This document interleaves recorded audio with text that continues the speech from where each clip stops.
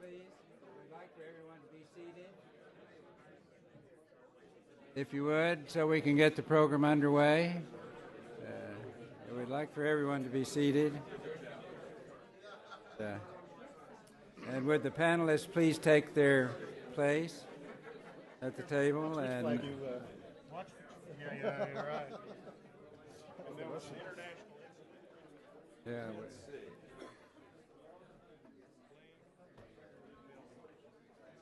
Which one?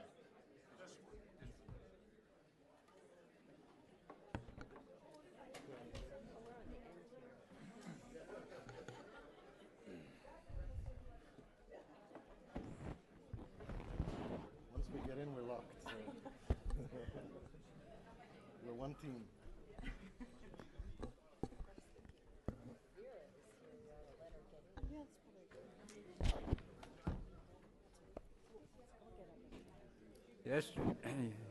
Yesterday I had the privilege of introducing Professor Neil Lane, who is here at the Baker Institute and holds a position as special senior fellow in the Baker Institute.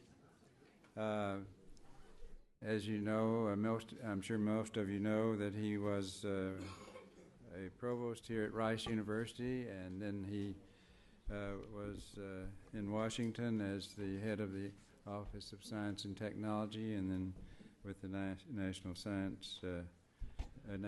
Academy of Sciences. And we've been most fortunate that he, after those tours of duty in Washington, came back to Rice University and is associated with the Baker Institute. Today, I'll introduce the panel very briefly and then ask Professor Lane to come forward.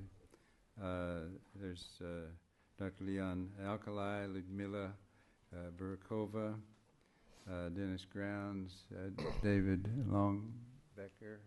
I'm sorry. I'm missing someone here that's in between. I can't see them. Oh, yes.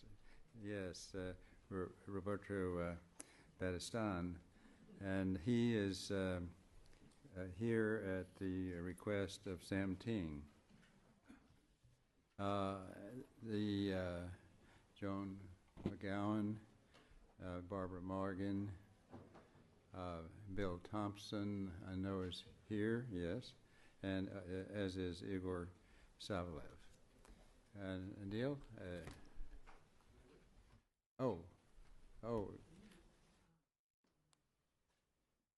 Is there someone missing? Did I overlook somebody? Okay. What? Yes, but she's not here. All right, good. Dr. Lane.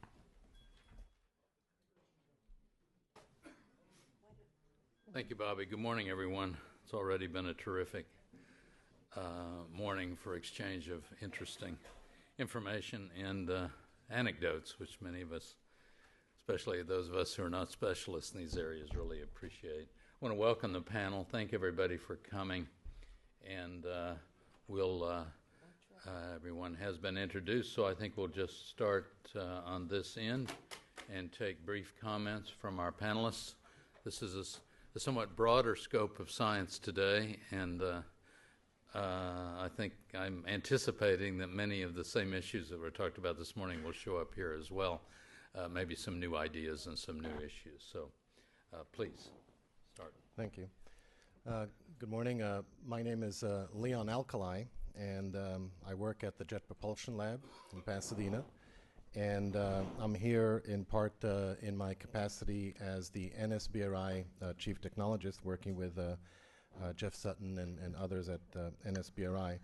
And in particular, my topic of interest and work at JPL is in the direction that I think is very applicable to this forum, and that is the future of human and robotic systems, the combination of the two.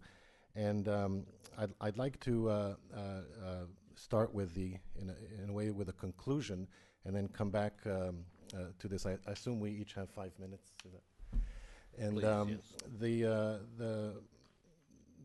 we see that there's a lot of challenges and issues with collaboration between different agencies and different organizations. I think I'm interested in the future of international collaboration between robotic systems as well. So in the future, there will be a need for robotic systems between different agencies, between different countries, and so on, to work together, to be interoperable, and to work with humans as well. And so let me step back and give some introduction. My work at JPL is in the lunar robotic formulation area. I manage JPL's lunar robotic program office. And in this work, we lead and design and formulate new robotic systems. In particular, for my role is in lunar missions. You may hear a year from now, NASA will launch the GRAIL mission, which is a lunar gravity mapping mission. That's one of my proposals from a few years ago. And right now, we're working on a lunar sample return mission called Moonrise, which is in competition in the New Frontiers program with a asteroid sample return and a Venus lander mission. And NASA will pick one of those in about a year. In addition to that, in about a year ago, we did for NASA an inter-center study on alternate paths for human space exploration. And one of my roles was to lead an inter-center team to look at robotic precursor missions to potential near-Earth objects that would then be available for human missions to the same near-Earth object. And we did a very interesting study and presented it to NASA's AAs and NASA administrator. And one of the things we did in that study was to do a gap analysis of what are the capabilities that are missing for future human exploration to destinations outside the Earth-Moon system, like asteroids and others. And one of the areas that we found needed more development, and this was an inter-center kind of a study, was the whole area of the deep space human habitat module. Regardless of where you're going, you'll need a vehicle, a heavy lift vehicle to take you to the space station or to low Earth orbit. You'll need a return vehicle like the Orion. You'll need propulsion stages to take you to a destination and back. But that human habitat, that kind of a trans-hab module, needs to be really studied carefully, designed, developed from multiple factors point of view. And in particular, in my case, I was interested in the aspects of human-robotic interface.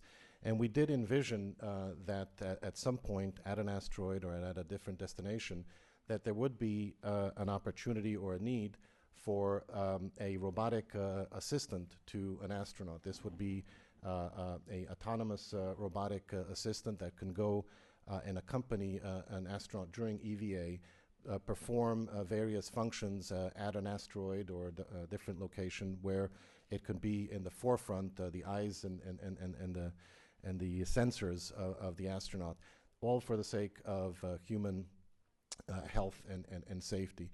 We put on that list other capabilities like telerobotics. In the case that if you want to send a operated vehicle before the EVA, you could do that.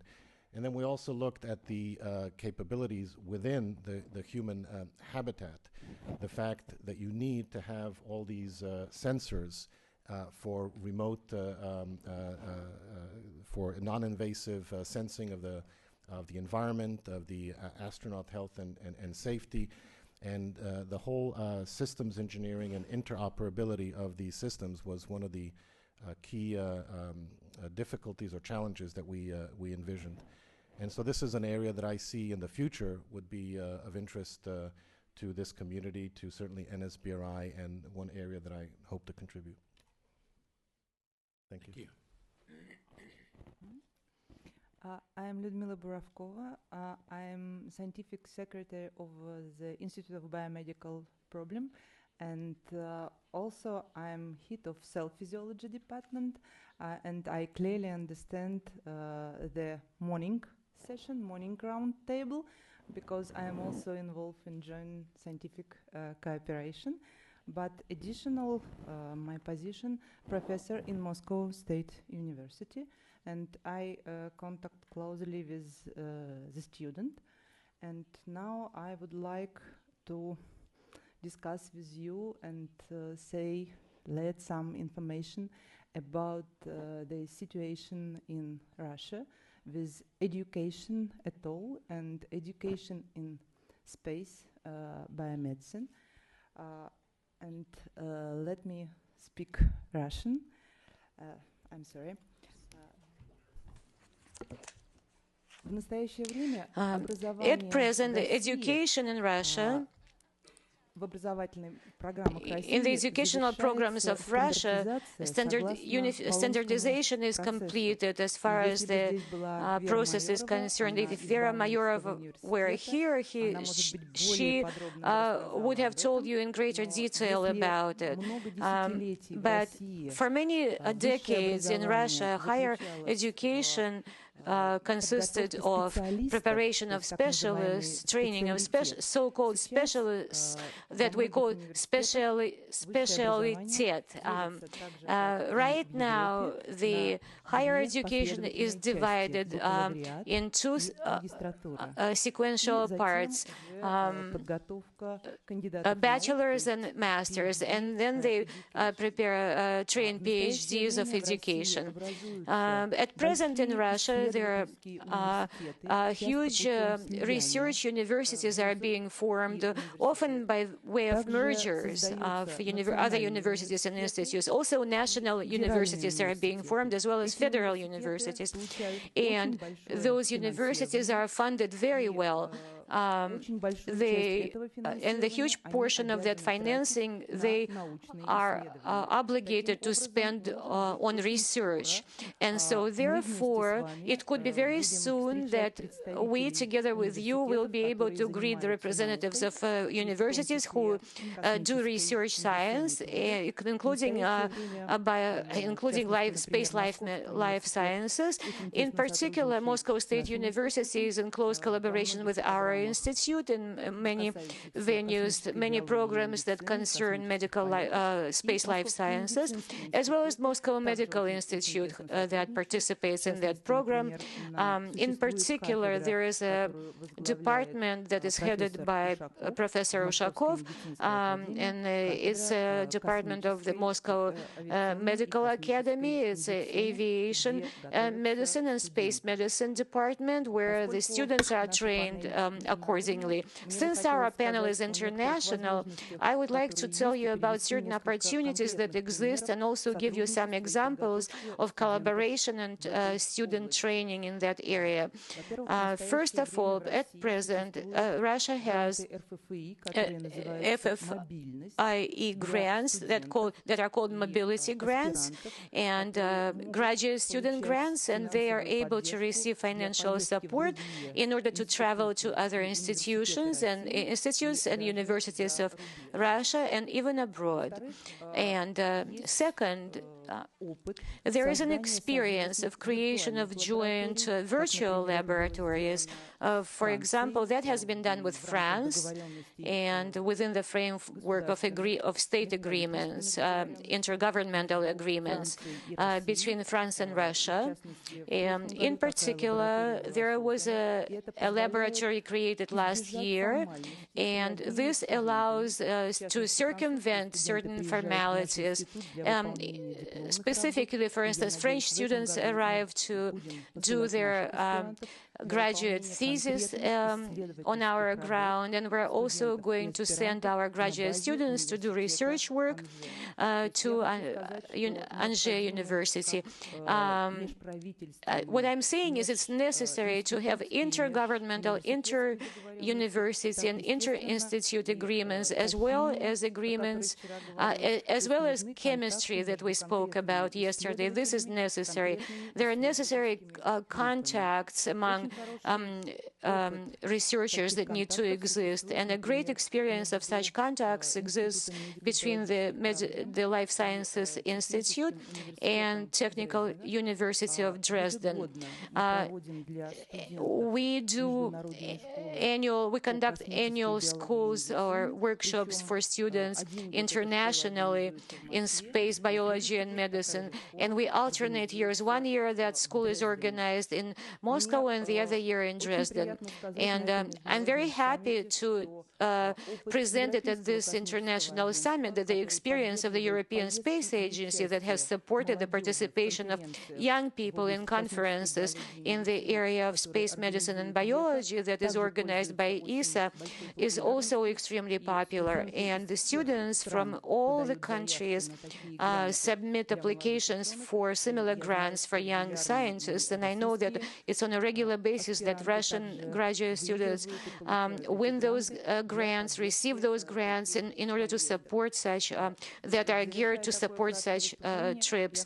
And to conclude my brief presentation, I can say that any challenges can be overcome by means of certain dedicated agreements between governments, appropriate organizations, and certain efforts of the people that head specific teams, specific laboratories, departments, or institutes. Thank you.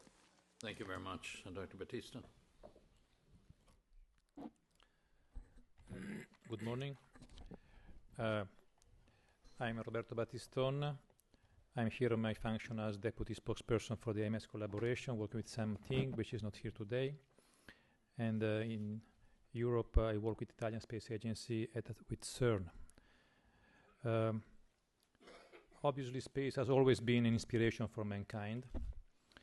And I will speak about special inspiration related to an experiment called Alpha Magnetic Spectrometer, which is a collaboration of 56 institutions from 16 countries are working on since now 15 years to study fundamental law of physics on the space station.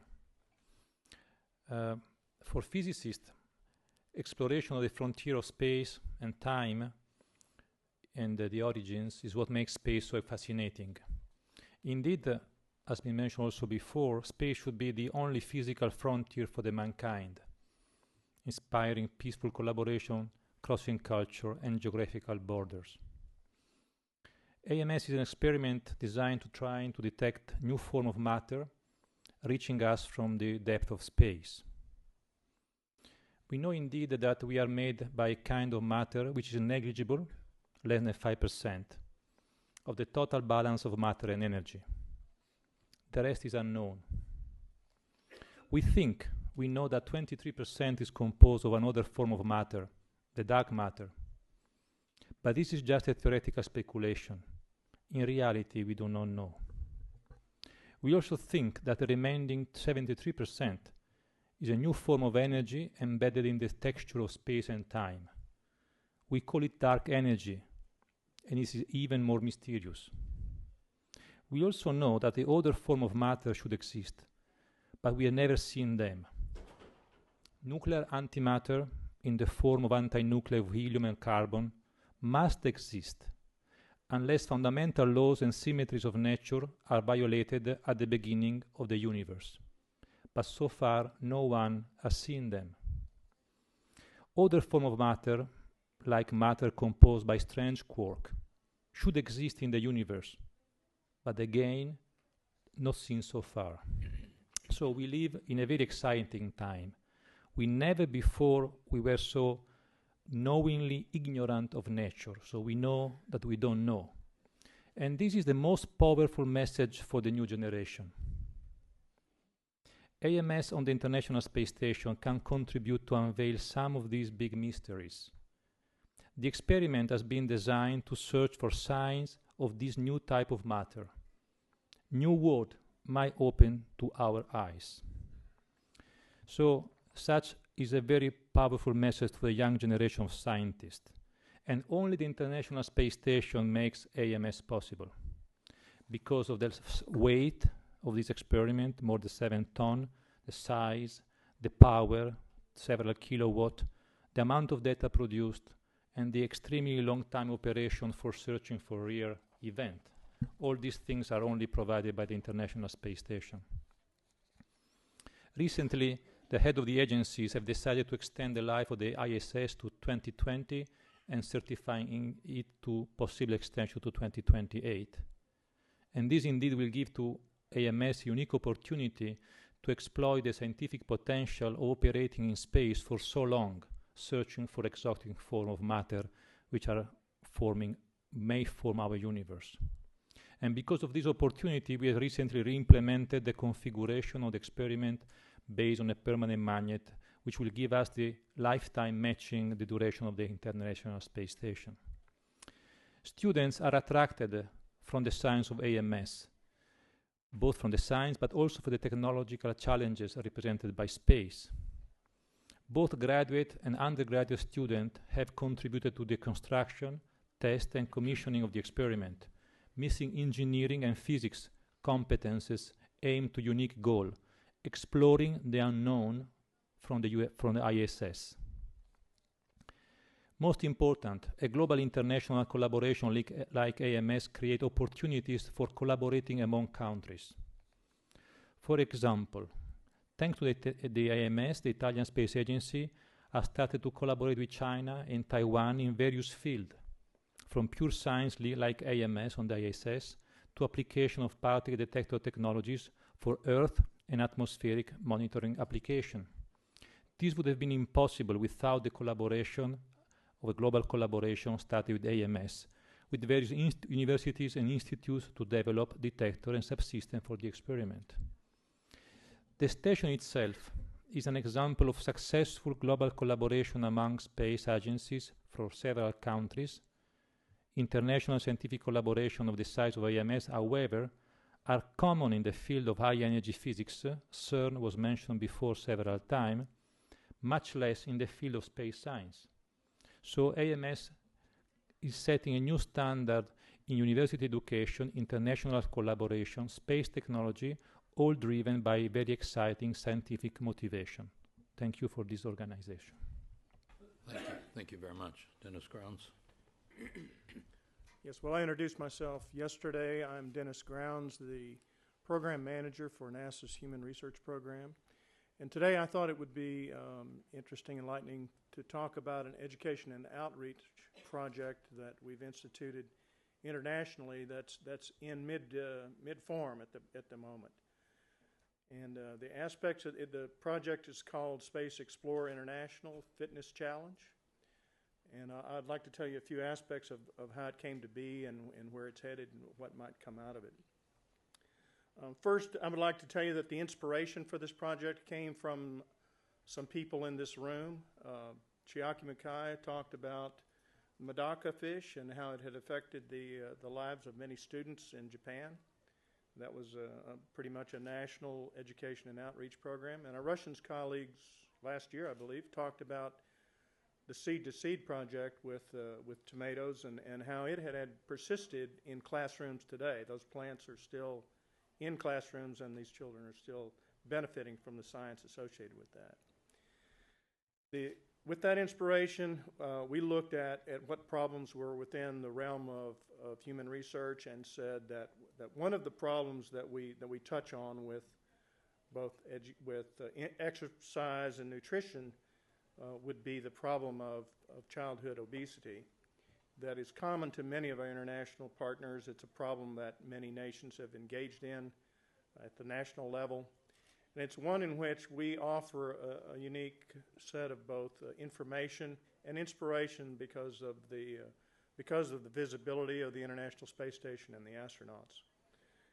And what we did with that was Chuck Lloyd, my education outreach manager, who's here in the audience as well, had already developed a national program called Train Like an Astronaut, and it had many of the aspects that we wanted to take internationally. It had the idea that it would target 8 to 11-year-olds in the classroom, that it would engage them in a variety of activities, that it would allow them to keep score and show how they were progressing along that way. And so it took that as a foundation. I took that to get agreement. The next step beyond implementation was to get agreement within the international partners that they wanted to participate in this. We took it to the International Space Life Sciences Working Group, got fairly enthusiastic agreement that many countries and many agencies wanted to participate, and then took it upon ourselves. And then we went to the joint working group with our Russian colleagues, and got agreement that they would also participate. From that agreement, then we went forward. So I think today we have 8 or 9 countries that are participating in the fitness challenge. And the idea is that at the end of these challenges that are run within countries, that the winning classroom or school would actually get a direct communication to the onboard crew of International Space Station, and that the other classrooms that participated would also virtually be able to listen in on the questions that the children answered. I want to tell you that there are barriers associated with trying to implement such a program, and the barriers that we ran into are trying to overcome. Some of them include overlap with other agencies' existing programs that prevented them from wanting to participate. There were several cases where there was agreement that they wanted to participate, but they didn't have the resources at hand, whether it's personnel resources or the ability to actually execute. There are organizational issues associated with the segregation of education in many agencies from the source providers and the people in life sciences that would be trying to implement. So within an organization where there's that kind of organizational division, often it's difficult to get all the parties working together to make sure that you have the right people in the room and that they're willing to participate. We ran into language translation problems. We got a tremendous amount of help from ESA, who's quite adept at dealing with this particular problem. And then there's some problems associated with just the participation and getting consensus across the board of what should be included and what should not be included from the individual countries. Those barriers have not stopped the program. That it's going forward, and I'm actually quite pleased to say and quite proud that it seems we will enter into the challenge phase early next calendar year, and I guess we would be looking at the actual uplink of that communication from the winning teams in the spring of next year. I look upon this activity as not only important for itself because it does represent, I think, probably the first time that such an international education and outreach project is trying to be truly international in scope, and the outcome of that is not only the benefit of the people who participate in this particular chapter, but I think this could be a model. I believe that this could be a model for and be replicated with other ideas. Obviously, fitness and nutrition are not the only subjects that are possible with this model, and that once you put these connections together and the teams and the information technology pieces that have to go with the websites, you develop the connections and you can replicate this again many times.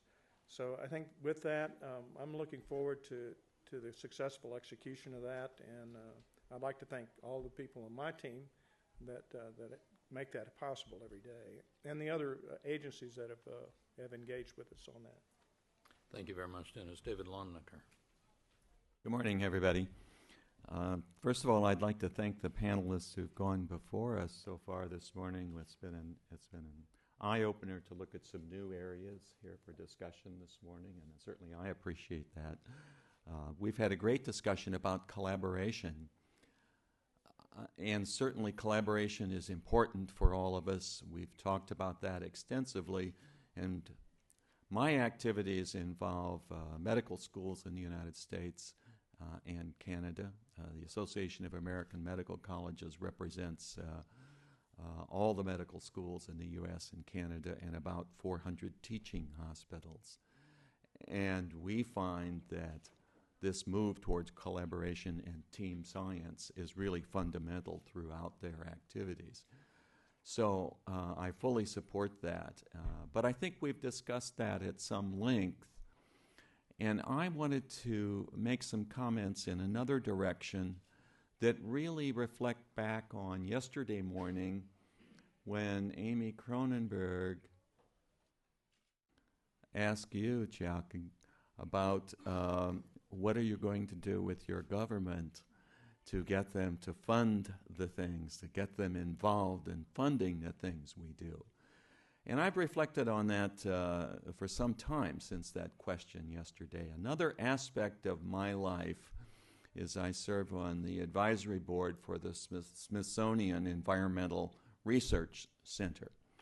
And the Smithsonian, as you know, is a huge organization in this country. And another example of international collaboration, Smithson was not an American. He was an Englishman who funded it originally. But I think there are convergences there that we can take advantage of. And I'm thinking specifically of our need to, if we want to achieve our biomedical goals, we need to engage the people in each of our nations, and we need to engage our governments in the importance of our work. And I'm thinking now then about ways that we might facilitate that through additional flights, through additional missions, etc., that could be stimulated by work that's not immediately in our own turf, in our own area of interest. And the area that I see emerging so much fits into, if you will, the health of the earth, not just the health of the earth people. And what we find, I think, is growing worldwide a sense that we can't continue our thirst for fossil fuels, whatever else it may be, in this universe, on this planet, especially as that thirst continues to grow, as countries like China, India emerge into powerhouses of engineering and lifestyle. And eventually that, I assume, will happen in Africa and other parts of the world as well. So, unfortunately, our students and most of our citizens, I'm now talking about high school students, grade school students, not our graduate students, aren't that interested in chronobiology, cardiovascular medicine, pharmacokinetics, immunology. Our graduate students are, but to interest the public, I think we need to engage them in a way with what NASA, with what ESA, with what the Russian Space Agency, JAXA, etc., can do. Canada, I'm sorry, Dave, I didn't mean to leave Canada off the list, but and there's a huge opportunity there. They see what's happening in the world. They see volcanoes in Iceland. They see earthquakes in China and Chile. They see hurricanes in New Orleans and Galveston, etc. And they see, of course, global climate change. So my point would be that not only should we be collaborating with our life sciences colleagues, but we should actually be encouraging the kind of work that can be done through space, and especially on the International Space Station. After all, look at STS-107. The payload specialist Ilan Ramon, that we lost on that flight, was doing an Earth Sciences mission. That's why he was aboard. Encouraging that kind of activity and working with our colleagues in those areas, I think will increase the flights, increase the number of missions, raise the support by our nation's leaders for this kind of work, and presents a real opportunity for us. Thank you. Thank you, David. Bill Thompson. Good morning. I'm Bill Thompson. I'm with the NSBRI. I'm the education program lead for the Institute. And I'd like to almost pick up on what David's talking about here, and is education as a tool to market our collective best interest and to engage the public in large numbers. Everyone in the room, in fact, everyone worldwide, thinks education is good. That's just a fundamental thought. It's good for our national security. It's good for our economy. It's good for our political system. It's good for the health of our people. It's good for our future. Education is good. And that's a simple message that we often fail to communicate to each other and certainly to the individuals that we come into contact with. Neil, thanks so much yesterday for reminding us about ISS being the greatest scientific achievement, international achievement of all time. And maybe it's time to think about ISS as the educational tool. We talked about this a year ago, and we had the NSBRI had funded a pilot program, and we were flying some orb spiders to see if they would weave webs in a weightless environment, similar to ground studies that were done in classrooms across the United States. And it was a small program, had 1,000 classrooms and about 25,000 students or so, and we were uncertain what was going to happen, but we learned a lot about the experiment, and all of a sudden the mission goes up, and the mission specialist on ISS looks inside the chamber to get the experiment started, and he reports back to ground control that there is one spider up there, and the ground control reports, no, there are two spiders up there. And the mission specialist goes back and looks, and he says, there's only one spider here. I got other things to do. I'm not looking for that other spider. And the mission control says, well, the manifest says, and the manifest is never wrong, there are two spiders in that chamber. Well, it turns out that there was an adult female spider, and she was visible, and then there was an immature male spider. And the comments were going back and forth. Well, maybe he became lunch, and that's what happened to. Well, he was actually hiding, and it was not visible to anyone. He eventually did emerge, but it was picked up by almost 300 news outlets. It became news. It became news stories on the national news, and it was a big deal. And we got a lot of attention simply because the mission specialist couldn't find the second spider. But moving forward, we said, geez, this is an opportunity, and we had an opportunity of flying again. And in November of last year, we flew 4 butterfly larvae, painted butterfly larvae, and we engaged social media to the extent that we have never engaged it before, to the extent we were streaming on YouTube the 4 larvae crawling around eating some food, and we had at one time 500,000 individuals watching. These folks must not have a life, watching four little caterpillars crawling around, but 500,000 people were watching these larvae being streamed on there. So it became obvious that there was interest there nationally and internationally. In fact, we had participants in ground studies from 23 countries participating, and we had 230,000 students, 3,000 teachers registered to participate in this activity. So that shows the power of the tool at ISS. And it was so we have the good fortune again. We are going to fly again, and this is a perfect forum to make that announcement on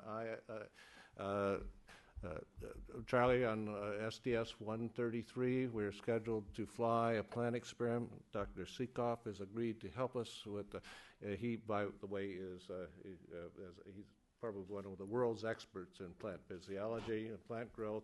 He's going to help guide the experiment and bring on his contacts with the Russian school children and the Dr. Bakai. We're going to be contacting her for Japanese children, as well as the other individuals represented in the room. Dr. Kurtz, we're not going to let you off the hook, and your contacts at IAA and others to help promote this and make this a worldwide experiment to possibly, maybe we're talking about maybe impacting 1 million children worldwide and growing plants and with their teachers in their classrooms and watching what happens on ISS.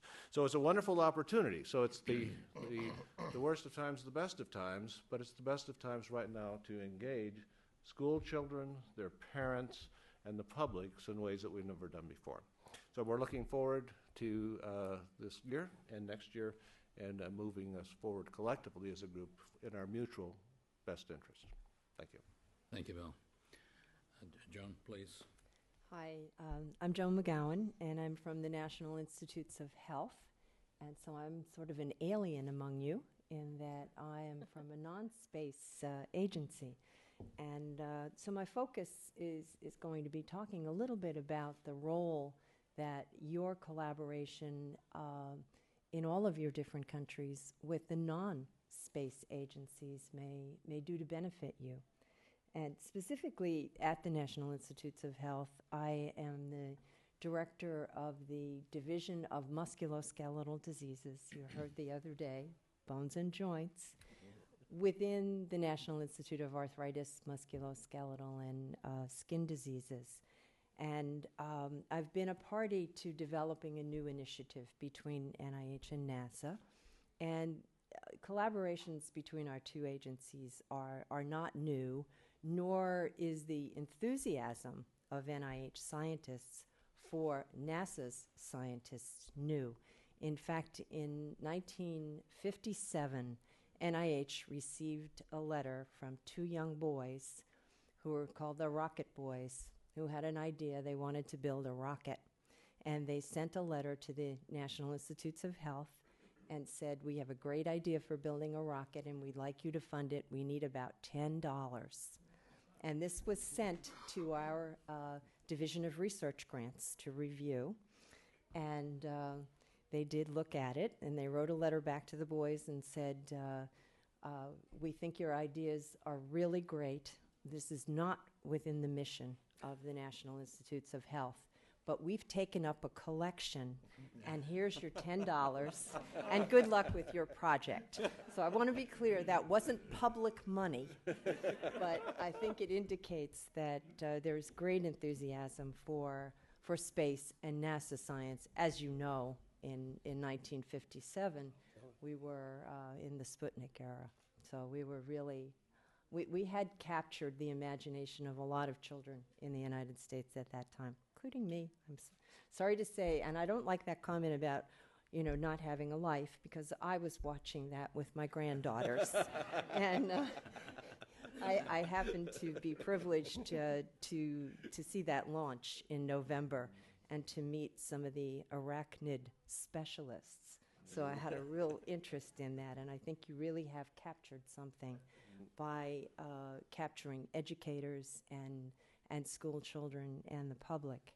So in addition to the 1957 fundraising that we did for NASA, there's been a long history of NIH scientists, particularly in the intramural program, participating in Neural Lab and a lot of the other activities. We've always had intramural scientists who are working with NASA scientists. And in addition, we do share some people. So people supported by the NIH are also working with NASA and NSBRI, and specific to the mission of the different institutes. So they would take their space science to NASA, and they would take their medical science to the National Institutes of Health. But I want to tell you something about a new collaboration. And I think I said the other day that I think this was a really brilliant idea of many people at NASA. And David was certainly a participant in early discussions that we had focused on the International Space Station. And the International Space Station as a national laboratory, as a resource that could be used by scientists. Certainly, you want to serve space medicine and the health of astronauts and the health of members of the public who may someday live in space or visit space. But in addition, as a national laboratory, it's an important resource. So we began those discussions at NIH with the NIH director, and eventually the NIH director and the NASA administrator signed a memorandum of understanding. You know, you can have a memorandum of understanding, and it says, NIH will advertise to the scientific community the availability of the International Space Station as a national laboratory and as a resource. And how far would that go? What would we do? You know, put out a white paper and say it's available. But we had to go further, and so we implemented that by actually developing a funding opportunity announcement and suggesting, with the collaboration of 9 different institutes at NIH, I put that right up there with 9 different countries collaborating.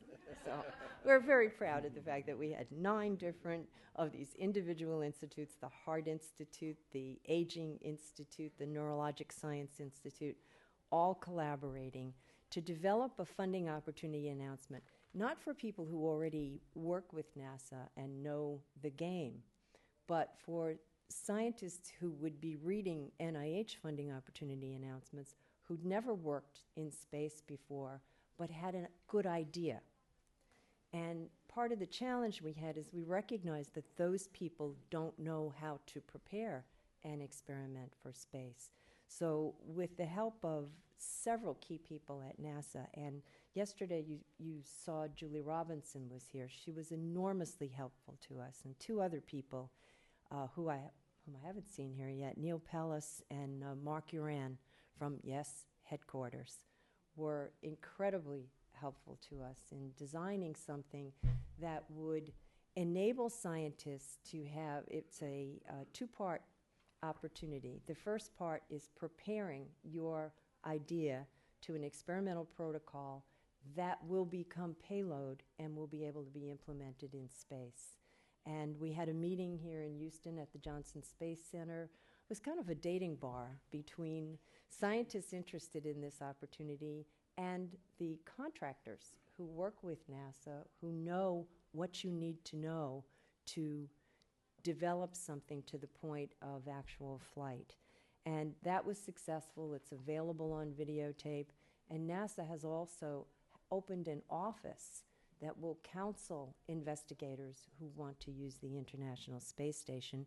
And that was very, very valuable as we announced this opportunity. I think many scientists contacted the office at the Johnson Space Center and were enabled to move forward with their ideas. So the final implementation of this is through the NIH way. We accepted applications. We had a peer review process that ranked the best applications. I can't tell you how many because we haven't reached the end of this yet, but we also had a NASA review for feasibility. There were many sophisticated people on the peer review committee, but in addition to that, we wanted to make sure that each of the top-ranking applications were actually feasible. So NASA did review it, and now the institutes, and I think, you know, there were about 5 or 6 institutes who received applications, and 3 or 4 institutes have applications that are in the funding range. So we think by the end of June, we'll be able to announce the selected individuals. And we're, you know, looking for a successful completion. And then what's the difference between this and NSBRI science and the other science that NASA puts on the space station, or even a commercial entity? Well, the difference is that we were looking for science that served our mission. Our mission is the health of people on Earth, not astronaut health. And so we were unable to do any animal experiments due to cost and size of the payload. So we're focused on cellular and molecular biology, but it wasn't necessarily something that pertains to space medicine. So I think this is an example, and I know that NIH, as was mentioned yesterday, they're working with other agencies, including the Agriculture Department, the National Institute of Technology and Standards, and NSF, the National Science Foundation, to interest those agencies in, you know, not just saying, well, good luck, folks, but paying for the flight of some experiments that will serve their mission. Now, this won't, you know, take up all the space on the ISS, but it can serve engaging a wider group of scientists in interest in using space as an environment. And it also has the possibility of engaging the public in seeing that through NASA we've built something that is a national laboratory, and it's beginning to be used for lots of different activities, including one of the ones I've heard echoed here many times is to serve the environment, which would be a really, really great thing. So we're looking forward to the successful completion of this this year. This will be the first iteration of this funding opportunity, and going on with this throughout the life of the ISS, and hopefully with transportation, because that seems to be what the investigators are asking me about. So thank you very much for this opportunity to come here. I've really learned a lot in the last couple of days, and look forward to some further interactions with you. Thank you, Joan. Barbara Morgan. Good morning, I'm Barbara Morgan, and I'm delighted to be here. I've learned a lot, and I just really appreciate everything that I've had the opportunity to learn. Just by way of introduction, I spent 24 years as a classroom teacher at the elementary school level, and then 10 years in the astronaut office, and now I'm at Boise State University out in Idaho, where we're trying very hard to help solve some of our national problems with how do we get our young people to consider going into the sciences and engineering. And even more important than that, or equally important, I should say, is how do we get people to consider going into the teaching of those fields? Because if we don't have the teachers in those fields, it's really hard to have the students in those fields. I wanted to throw out just a couple of ideas for consideration. And one, and I'm playing off of the comments earlier, and I'm really pleased with the kinds of things that we're doing, that we've been doing for many years that have been very successful, but we're trying to take them international now, and I think that's absolutely terrific. I'd like to propose that for our International Space Station, for this international laboratory, that maybe we could try as a model to pull our countries together, our spacefaring nations together, and come up with a joint education project that we start from scratch. Maybe building on what we've all done so well over the years, but start with a new idea, with a new collaboration. Yeah, that's okay. And just kind of start fresh and see if we can make something happen from the get-go with everybody, but in addition to taking our ideas and bringing more people along. The second thing I want to talk about when we talk about collaboration, yesterday and today we've talked about collaboration across disciplines, and so I wanted to throw out the idea of more collaborations, not just across disciplines, but also across different levels. And I'm going to give you an example of something that we have found very, very successful, and we're very appreciative to NASA for this opportunity. We at Boise State University have teams of students who are working with scientists, real scientists, at the Jet Propulsion Lab and at Johnson Space Center, helping them do real research. And it is such a great opportunity for our young people, many of whom are first in family, to go to college. And there's nothing more powerful than getting to appreciate what it's like to do real science, to do real engineering, to serve on a team, and to just experience that. And I think that's what really makes a difference for them deciding to go into the fields that they go into. What's a little bit different about this collaboration is that these students, in addition to working with the scientists and the engineers, they are also working with high school kids, and they are actually engaging those high school kids in the research project. So it gets shared along the different levels.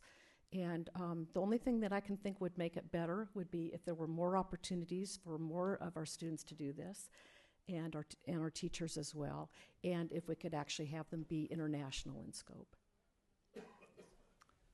Thank you very much. So, Igor Savalov, sorry we don't have a long enough table for everyone. That's perfectly all right. As a matter of fact, it makes perfect sense. 25 years ago, when my daughter was born in a Midwest town, it made me a Russian American. And now, a quarter century after that, I have a privilege to represent the J.C. Wiley Human Research Program in Moscow to implement our NASA requirement. Also, as my second side, and being a Gemini, I always have two sides, I also represent the NSBRI to implement, for example, Mars 500 requirements, which Dr. Tinges is our science principal investigator. It's obvious from all our discussions here, we talk so much about collaboration in research, in ISS and beyond. It's obvious that any next big mission will have to be international. And we all know, going through ISS in the last decade or even more than that there are several challenges. There are many challenges associated with that. One of the challenges, actually, and I was a witness, as a matter of fact, I was a witness in the early 90s, that it took a visionary to overcome one of the biggest challenges. It's a language that we all know. And Mr. George Abbey was the one who encouraged creation of the Tech Trans International, and here now we can enjoy the multi-language discussions easily. Beyond that, there are also other cultural challenges, and I represent basically the implementation of what you are talking about. I implement the collaboration, the bilateral, in our case, U.S.-Russian research science. And with that, I can see that probably, like JC, for example, has an excellent program for travelers. The JSC employees are going through seminars on cultural differences and cultural education. It's an excellent idea. Maybe we can move one step ahead. Maybe not tomorrow, but the day after tomorrow. Maybe we need to introduce the formal education on the university level. For example, to have something along with international research project management seminar or something like that. It would help. Since we talk so much about hurdles and the challenges implementing science, maybe we need to start educating early enough people to understand that before you start any project, you need to understand, do we have intergovernmental agreements? Do we have any other bilateral, multilateral agreements? Professor Kozlovskaya had a very good point about having a management first to organize this research. And we did it on the NSBRI side, I have to say. As Jeff Sutton mentioned earlier, we had an excellent example how the science can be implemented. We do have a pool of astronauts, cosmonauts, who went through multilateral training and, over years. Some of them retired. It would be excellent for them to teach this type of courses maybe at the university level at some day. And I hope we can implement that at some point. Thank you. Thank you very much. I worry a little that if scientists see some of the management barriers early on, they might not ever go the next step. But I think it's an excellent idea. And I'm very pleased to hear NIH, I'm sorry that Joan had to leave, but will receive proposals for money that then they'll just pass the hat and help us, because I have some really good ideas that way. I'd like to ask other panelists if you'd like to react to one another before we take questions from the audience, which we'll do quite quickly. But here's an opportunity if something came up you wanted to grab. If not, are there questions in the audience? Neil? Sorry? Just yes, the Barbara. only thing I was thinking from a teacher and kid point of view is that if we can have our young people have these experiences early on, then maybe they won't have to, maybe it'll be less challenging when they are adults in pulling it all together. And how it's actually done. I have Yes, please. one comment. One thing that I've noticed is that certainly within NASA and within a lot of the programs that we formulate, when it comes to education and public outreach, NASA is mainly focused on K to 12, from kindergarten to 12th grade. And there's rationale for that, that reaching out to early ages is the most formative period for getting girls, let's say, interested in science and math, and boys attracted to, in general, the field. So from a efficiency or utility point of view, certainly there's a lot of evidence, it seems, and sense to target K to 12. But I'm also on the UCLA Computer Science Department Advisory Board, and I also hear from many other universities that from a college education point of view in graduate school, and there's a lot of interest in having NASA and this whole field reach out from an education point of view, not just K to 12, and we certainly hire during the summer at JPL. It's beautiful to see literally hundreds of students come and work over the summer on various tasks. But I think from an education point of view, reaching out aggressively or reaching out to universities and colleges from an education point of view is also very important. I should add, since I made a comment about Igor's suggestion of a research management education, it is a serious suggestion, and I think it's a serious need, and we talk about it a lot in the higher education community, I think especially in science and engineering. It's a broader need even, because now so many students, of course, even PhD students, are going into other areas other than research, and this kind of management experience, communications, organization skills, and so forth, very, very important. But increasingly, even in scientific research, not just in the space effort, but in general, is become, shall we say, more complicated and requires attention, skills, time, money, energy that I think young people going into science don't really realize is going to be a part of the challenge. So I think it's a serious suggestion, a very good one, quite broadly.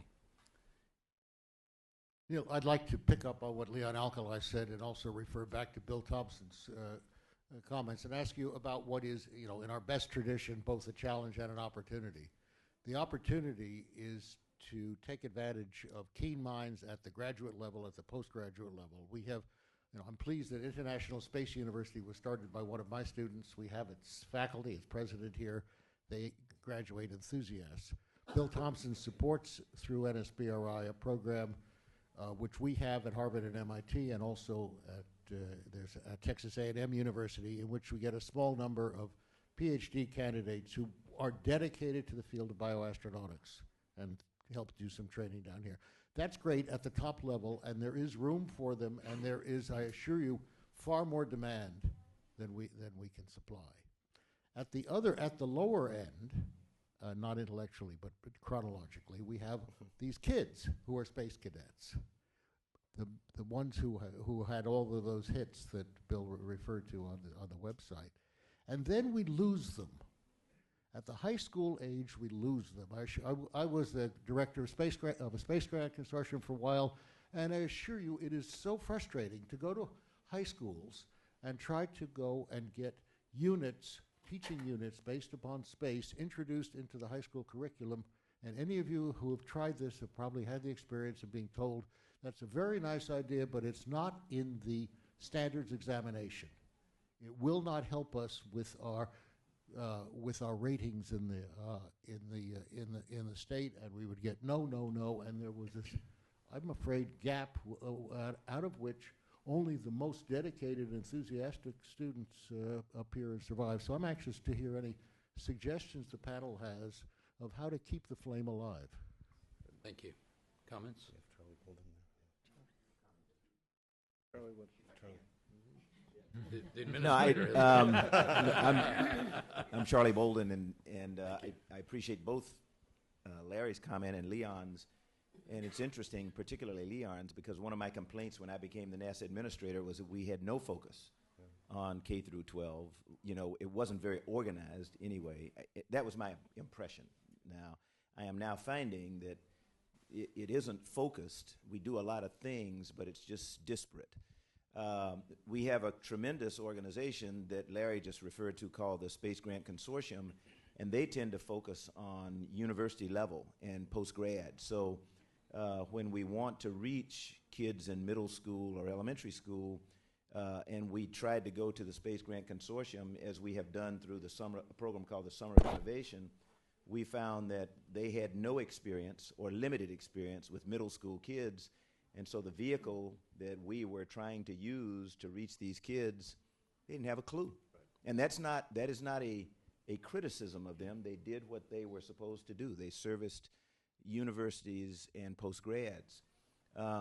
What we are trying to do now, and meeting some resistance, as you might imagine, is do what we do best, which is we are good project managers. NASA is incredible at systems engineering and project management. And so we're trying to take a look at education as a systems engineering challenge so that we can use our scientists and engineers not to teach necessarily, although we don't discourage that, but to enable them to empower teachers to grasp science, math, engineering related subjects so they can teach them better so we don't lose the students in middle school and high school as we have been doing. So I don't know whether that adds anything there at all, but that's what we're trying to do. I don't want to embarrass Charlie, but to hear, given all of the challenges to NASA, to hear an administrator of NASA talk so deeply and creatively about the educational issues and how NASA can play an important role is indeed impressive. Thank you so much for those comments. Panel have reactions? Any of those questions so far? I would like, for Larry's question, I would like to point to Dr. Chuck Lloyd, who has several creative ideas that are in play currently. Yeah, you know, Larry, it's so much fun to have this discussion. Hopefully we'll have more of this in Section C when we get together and talk further. And Charlie, your point, boy, it's a diversified portfolio. I mean, we do lose them. Sometimes we don't even get them. In the elementary, in the primary school, there's such a challenge with our teachers. They're apprehensive about math and science. Their focus is reading and beginning to learn a little bit about writing. The magic of reading and writing can be done in our sciences. We know that. But it's inspiring that new education group that Barbara talked about. Is keeping kids coming through our school systems and moving up into wanting to be teachers. And that is a huge challenge. And we do see many of our universities now trying to put some incentives to bring kids into that. Well, how does the space program help all that? Dispersed. You're right, Charlie. I mean, it's very frustrating because I've looked through the system and I see a lot of very interesting things. You heard it here with this panel today. What we're doing and attempting to do at the international level with fitness, in educational content, as well as in activities, is we have been acknowledged by the Presidential Council on Fitness that thank goodness you're adding back in the science behind the fitness. Okay, the business of coming across this panel and everything you heard from the environments to the space flight experiences to the formal and informal. You need them both. What Bill talked to you a little bit about there was if you can get a splash and kids get excited, they come back to the formal.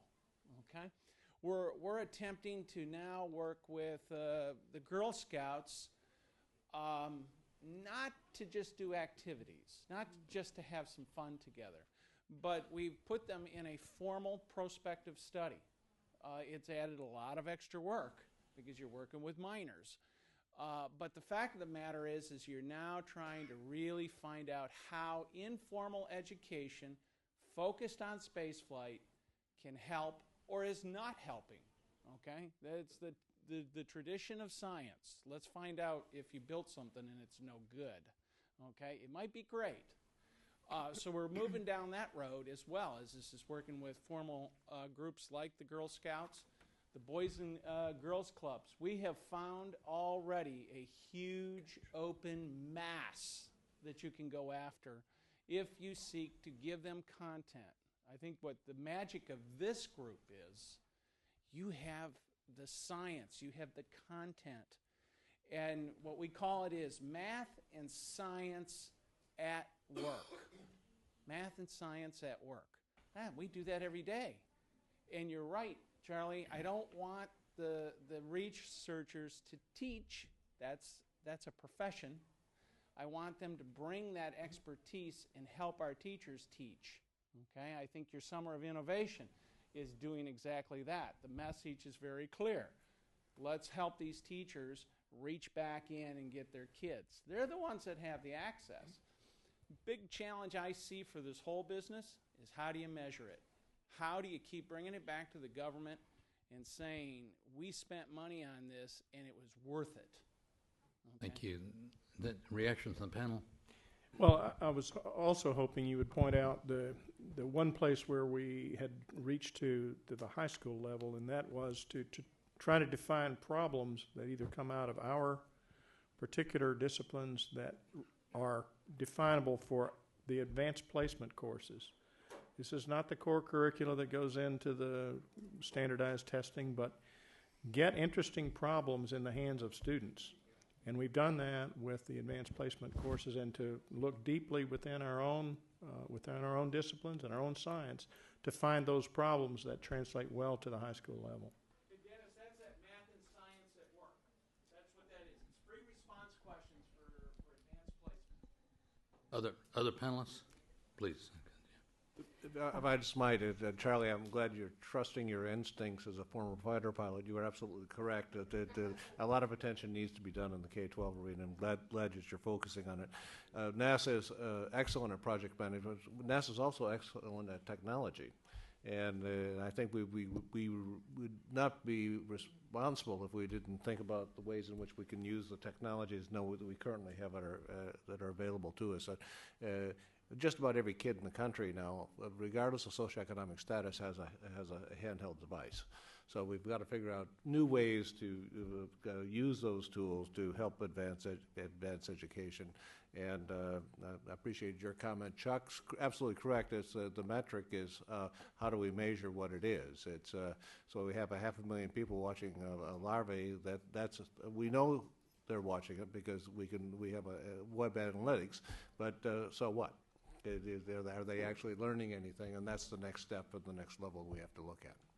Ludmila, please. Очень приятно, что руководители НАСА уделяют отдельное внимание devote special attention to education in school. And it's very nice to hear that great scientists such as Larry Young is concerned that the society may lose students, or students lose interest at some stage in their life. I want to say that unfortunately or fortunately, this is life, and even if you spark interest in school in 10 students, then one of them or two of them will join science. And we see that the example of students and graduate students which arrive to our organization and say that at school I have heard about it, or about some plight or interesting event, and right now I want to work in science. Of course, we have to make all the efforts in that direction, but also there is an impression that we're forgetting the role of parents. And it's the role of parents who have to raise their children. It's not the responsibility of school only, but it's the effort of parents that is required in that direction. I have a granddaughter who is 4 years old, and half a year ago she said that I'm going to fly to the moon. Her parents, it raised her parents' eyebrows eyebrows, and she said, "Don't worry, I'll come back." And after that, the parents said, "Listen, this is a very complex thing to fly to the moon. You should ask your grandma, and she's going to tell you how much it takes, how much learning it takes." So we really don't know who starts the spark. And of course, we have to make all the efforts, and that's why the internet exists, and all the newspapers, and all the textbooks, and all the colleges. But all of it's all of our joint effort. But you should not have expectations, and you should not have quantitative reports like how many lectures does it take to make 10 students into scientists. Maybe 10, maybe 1, but I agree that we have to have a selection at the school level, definitely. In Russia, we have the so-called competitions, Olympiads. I think all countries have that school children that are interested in a certain type of science. There are competitions in biology, in space, in mathematics, and the leading colleges and universities conduct those contests, and they select certain students, and they support their interests, they motivate them in learning new things and in their desire to be the first. But unfortunately, who becomes scientists, there are very few of those who do. But the desire for knowledge, if that one lives in one's heart. As from Japan, I have a little bit different view. And it seems the NASA officials here too much, feel guilty about the elementary and the lower intermediate education. And we very much, envy the NASA's, high school or upper, education, programs. And what's happening in Japan is that Japan Space Agency is too much, emphasizing on the elementary and the lower, grade, the PAO staff. But I feel like it shouldn't be the space agency's worry, and because we have Barbara Morgan here, do you think that the NASA has still more things for elementary? I didn't quite understand the question. Sorry, can you repeat it, please? Yeah, I feel like the NASA has enough programs, for the elementary and the lower intermediate, and is that still NASA who should worry about the those grades? That's a great question. How am I going to answer that? I'd like to make it go beyond NASA. This is an international conference, and I think we all have a great responsibility as a human race to keep all of us moving forward. And I think I don't think you can ever do enough for education at any level. So while we have a lot at NASA of opportunities at the elementary, we do have opportunities at the high school. We do have opportunities at the undergraduate and the graduate level, but none of it's enough. So I think it's just going to take all of us to keep doing as much as we possibly can. And I know there are issues with limited resources. There are issues with how our education programs are run, with standards and all of those things, and how much time teachers have in their classroom to do things. But I would just encourage us all to keep doing as much as we can. Lots of good comes out of it. And along with that, I do want to put in one more plug for if we can make it as real and hands-on as possible, it's really what makes a difference for getting those young people and their teachers the knowledge that they need to have and the motivation to be able to continue on. Thank you. I think we're to the end of our discussion, so let me take last comments from our panelists, David, Roberto, and then any others after that. Well, thank you, Neil. I was just going to follow up to your question. It seems to me that maybe this reflects national differences and cultural differences. This country has really been challenged in the last couple decades by the lack of young people going into the so-called STEM areas of science, technology, engineering, mathematics.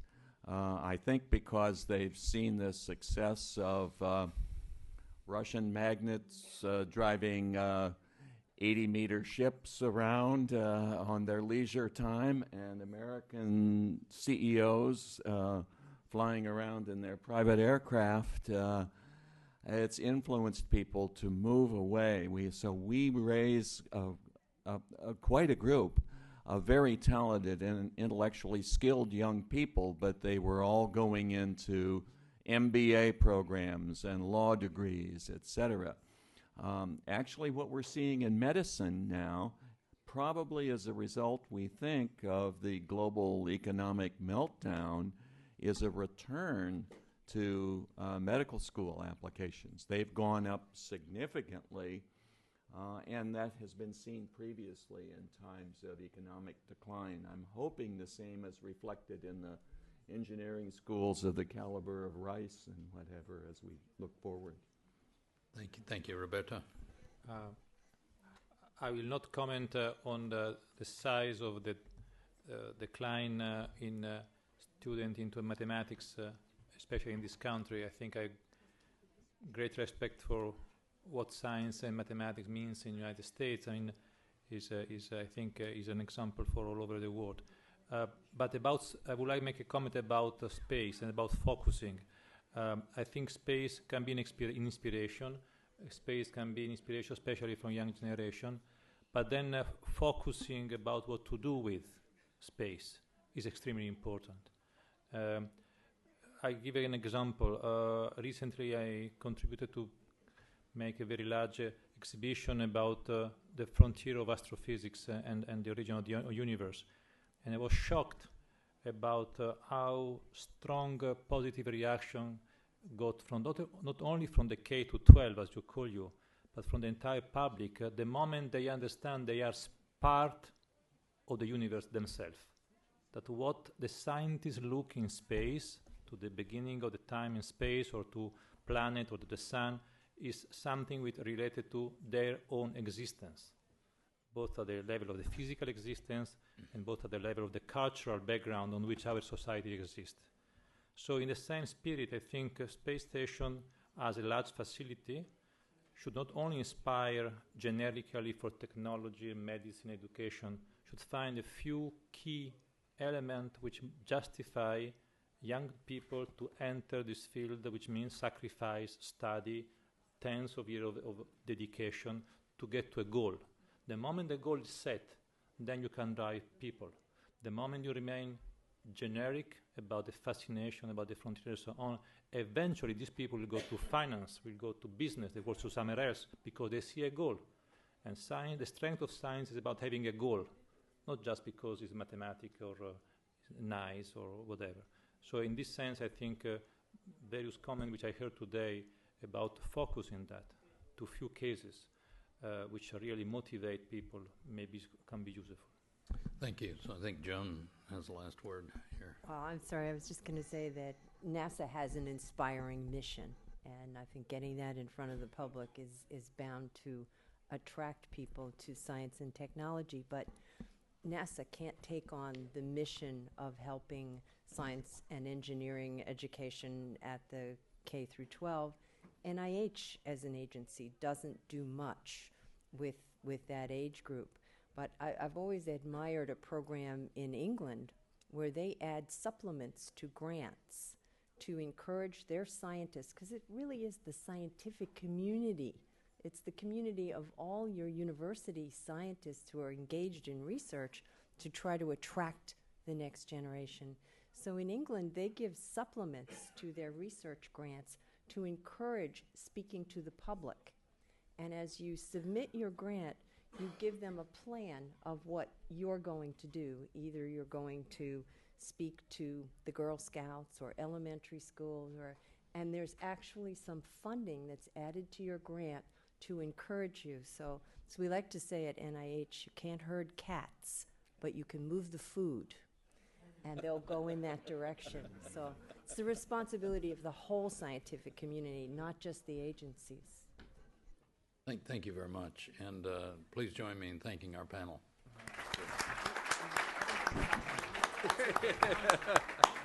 I think it's lunchtime. Is that right, Bobby? Okay, great. Thank you so much. It's great to meet you. I enjoyed your talk. Yeah. NSF is the agency that really takes it on, and we don't. We have little things here and there. NASA does, and they've done for years. And of all the federal agencies. So I have good news and bad news. Thank you so much for including me. Appreciate it. I could hear you outside. The bad news is you're on the screen out there. I mean, we are. I didn't realize. Oh, it's been. They're now required partnerships with earlier I'll see if I can take a K-12, and with the idea of promoting diversity, that